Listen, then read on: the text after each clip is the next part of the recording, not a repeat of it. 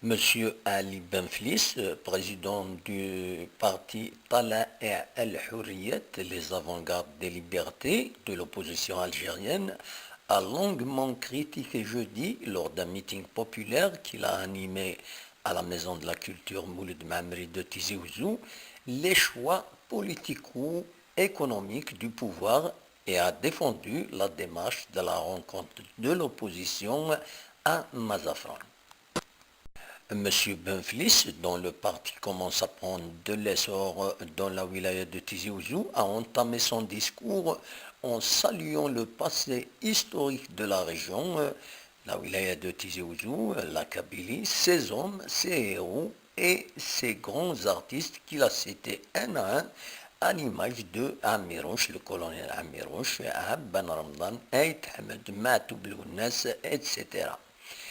Il se revendique de la Kabylie et de ses héros en rappelant les grands sacrifices que la région a consentis à chaque épreuve qu'a connue le pays. M.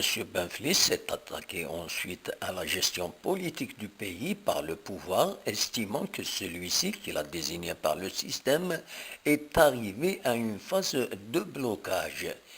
Il a dit que ce système a bloqué tout le pays. Il en est de même de la gestion économique en faisant observer que le système politique a bénéficié d'une manne financière de 1000 milliards de dollars qu'il a gaspillé. M.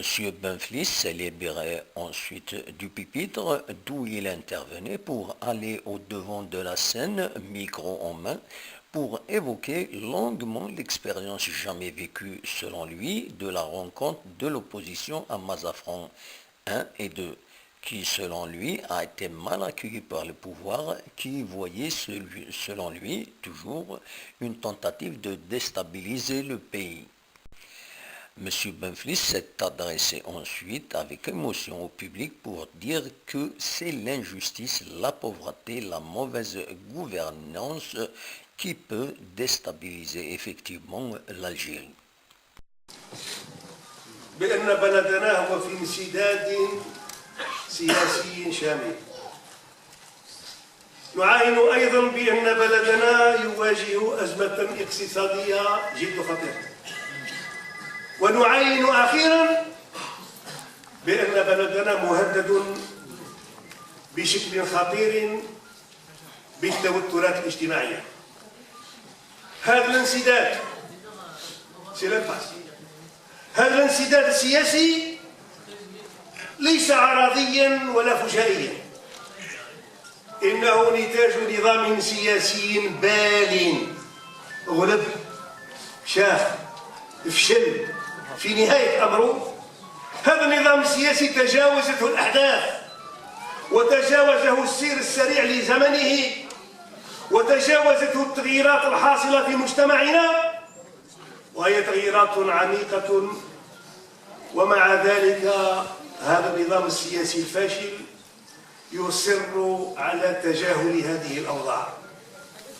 هذا الانسداد السياسي هو أيضا التنكر للمواطنة والاحتيال على الإرادة الشعبية اللتان بغيابهما تنعدم دولة القانون وتندثر الديمقراطية. هذا الانسداد السياسي هو من جهة أخرى نتاج دولة ونتاج مؤسسات توقفت عن أن تكون دولة ومؤسسات الجميع، بحيث لم تعد الدولة والمؤسسات في خدمة سوى مصالح خاصة على حساب المصلحة العامة ولفائدة المحيط المباشر للنظام السياسي القائم وإقصاء كل الآخرين. كان الاقتصاد الوطني في حاجة إلى إعادة هيكلته فخربته السياسة العمومية خلال العشر سنوات الأخيرة، مع أنه كان بين أيدي النظام السياسي القائم كان بين أيديه 1000 مليار دولار. لم يحدث، نعم لم يحدث لأي نظام سابق أن توفر له مثل هذا الحظ النادر والذي لن يتكرر مستقبلا، كان من الممكن لهذه المبالغ المالية الضخمة لأي سلطة سابقة أن تضمن لبلدنا الانطلاقة الاقتصادية الحقيقية لو كانت له حكامة سياسية تدرك بأن كل قرار من قراراتها يكفل مسؤوليتها السياسية، وبأنها ترضخ لرقابة دائمة، وأن عليها تقديم الحساب بأن تسييرها يخضع للتقييم. لكن نظامنا السياسي أعفى نفسه من كل هذه الواجبات وتصرف دوما حسب ما يريد دون الانشغال بالنقد وبالتنبيهات. إن التسيير الأصم لشؤون الدولة هو العلامة المميزة للاستبداد وللمستبدين. ونحن معشر المستمعين والمستمعات، ها نحن اليوم الشعب الجزائري اليوم أمام أزمة اقتصادية خطيرة، أزمة معقدة ومقلقة. لقد فاجأت حكامة ليس لها أي تصور ولم تعد تعرف ماذا تفعل لمواجهتها، والأخطر من ذلك أنها لا تدري كيف تجند شعبنا للسير به في طريق تجاوز هذه المحنة وهذه المصيبة وهذه الأزمة. في زمن المحن الكبرى، في زمن الصعاب والشدائد التي تتعرض لها الأمم، فإن العدو الأساسي يكمن في تصدع الصفوف وتفتت القوى وتنافر الأصوات. إن تطور الأمم يكمن في قدرتها على المقاومة وفي قدرتها على المحافظة على وحدة الصفوف، على وحدة الصفوف. لا نستطيع رفع التحديات التي نواجهها حاليا، ولا مواجهة المحن السياسية والاقتصادية والاجتماعية إذا كانت صفوفنا مشتتة، وإذا كان كل واحد منا يسير في الاتجاه الذي يخدم مصالحه الخاصة فقط، وإذا كان لكل واحد منا مشروعها الخاص على حساب المشروع الوطني الكبير الذي يجب أن يجمعنا. لأول مرة في تاريخ الجزائر اجتمعت المعارضة الجزائرية أو جزء من المعارضة الجزائرية في مازافران الأولى ثم الثانية. واش طلبت؟ بغيت باش انتم تبلغوا هذه الرسالة للشعب الجزائري في كل جهة. المعارضة هي متكونة من ناس عاقلين، من ناس وطنيين، من ناس يحبوا الجزائر كما تحبوها انتم. ما كان حتى واحد في هذا المعارضين عنده ان كاز جوديسيير شارجي، ما كان حتى واحد عنده ملاحقات قضائيه ضده. كلهم ارباب اسر وارباب عائلات يحبوا الجزائر ويحبوا اولادهم يقراوا ويحبوا عائلاتهم يداويوا ويحبوا العالم نتاع الجزائر. يعني اجتمعنا واش قلنا؟ قلنا اولا وقبل كل شيء ما نحبوش نسبوا، واللي يسب ما يقعدش معانا، واللي يتكلم الكلام اللي ياذي ما يجلسش معانا. اتفقنا على هذه. ثانيا احنا ننطلق من منطلق ان كل الجزائريين يحبوا الجزائر. انت ربما تحبها اكثر مني ولا نحبها اكثر منك، انت تحبها هكذا ولا نحبها هكذا، لكن كل واحد يحب الجزائر صمانية ودفع الجزائر. قلنا باللي في الجزائر لازم ننتهيوا من الانتخابات المفبركة والمزورة. هذا الكلام ما سبتينا حتى واحد.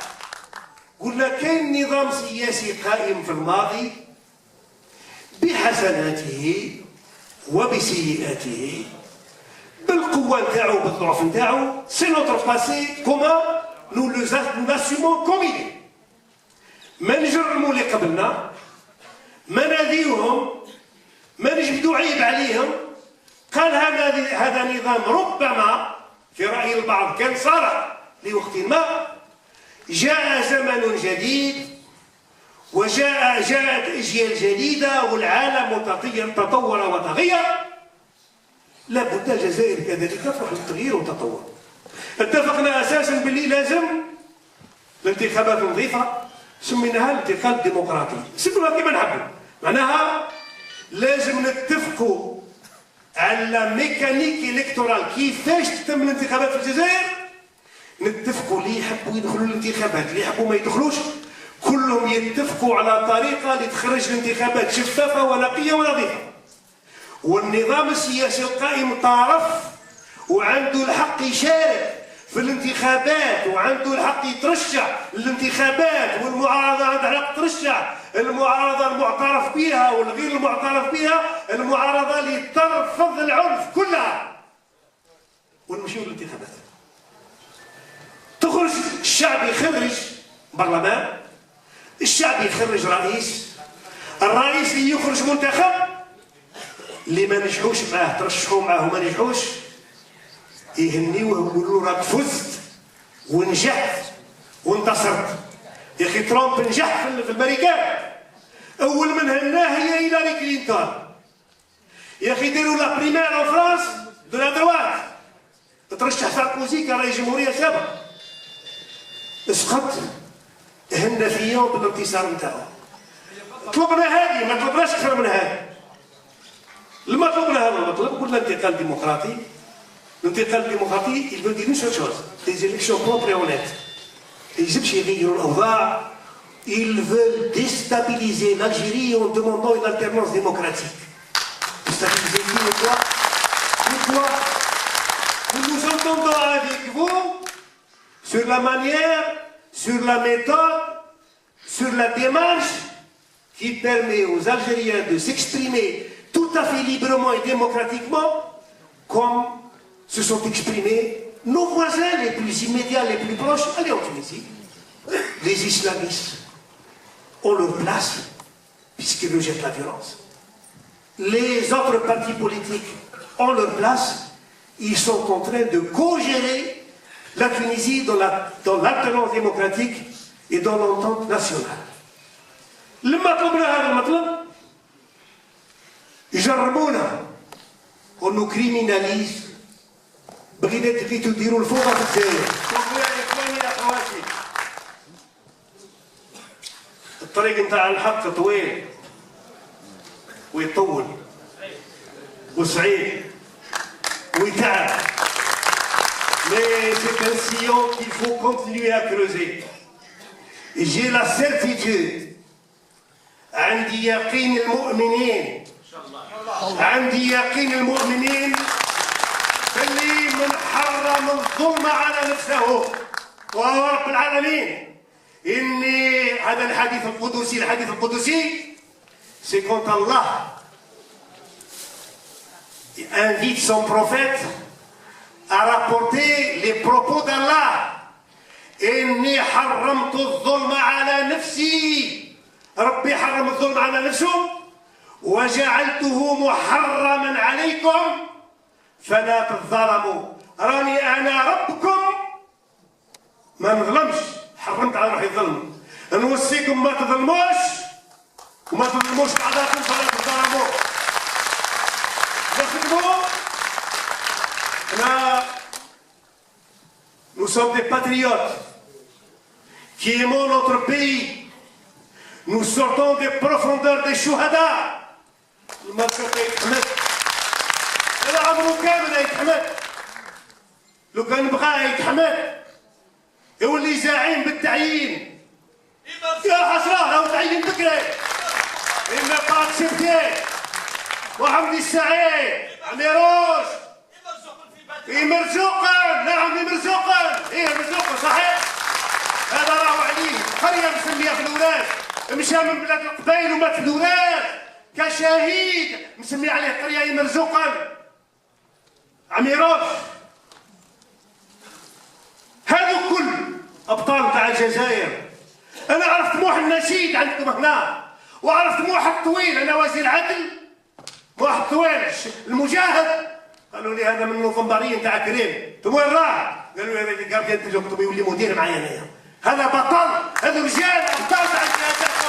هذه هي كيفاش انا ديستابيليز الجيري. حاشاكم، عار عليكم ان تتهموننا بالتهم الجائره. كيفاش انا خارج من الدم تاع الشهداء، 9 شهداء في الدار نتاعي انا، جينا الواقع الجريمه. سبحان الله.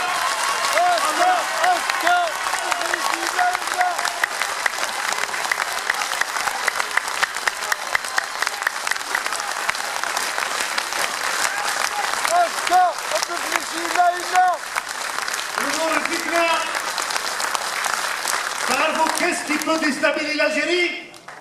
C'est la mauvaise gestion. C'est la mauvaise répartition des richesses nationales. C'est l'injustice qui est semée journellement. C'est le fait d'abandonner les classes pauvres. C'est de ne pas donner la santé au peuple algérien, de ne pas lui donner une bonne école. Voici ce qui risque de déstabiliser l'Algérie. C'est la mauvaise gestion, c'est la mauvaise gouvernance. Maintenant, تحولون على قضايا على الجزائر. وفي آخر الأمر قل لن يصيبنا إلا ما كتب الله لنا هو مولانا وعلى الله فليتوكل المؤمنون. والسلام عليكم ورحمة الله وبركاته.